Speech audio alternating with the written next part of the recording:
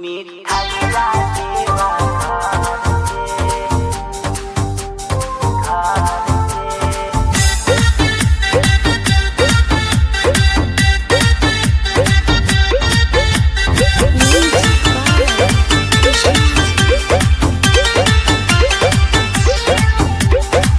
लेके कांवर सैया जात बड़ा घर से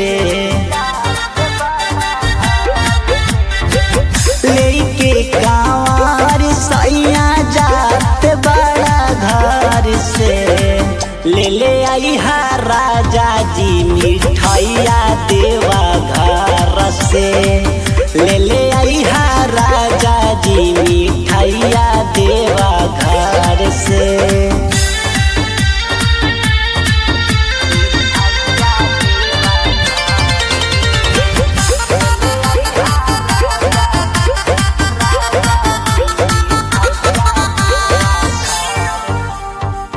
हरी हरी चूड़िया लैहा राजा शंखा बोला वही जाके पेड़ा मसाहूरा बड़ी होला। हरी हरी चूड़िया लैहा राजा शंखा बोला वही जाके पेड़ा मसाहूरा बड़ी होला।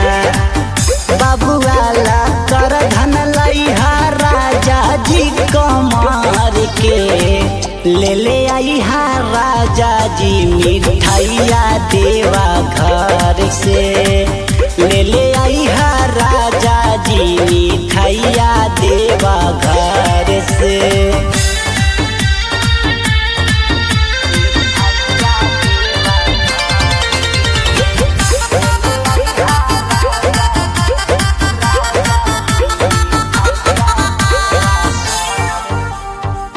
कृष्णा पुजारी लिख के देतानी परचा रुपया नारा गल में करी हाना खर्चा। बात बुझातनु ए जी अजया शिकारी लिख के देतानी परचा रुपया नारा गल में करी हाना खर्चा। संघवा में ले जइहा नवानित देवार के ले आई हा राजा जी मिठाइया देवा घर से ले आई हा राजा जी मिठाइया देवा घर से। देवा घर से।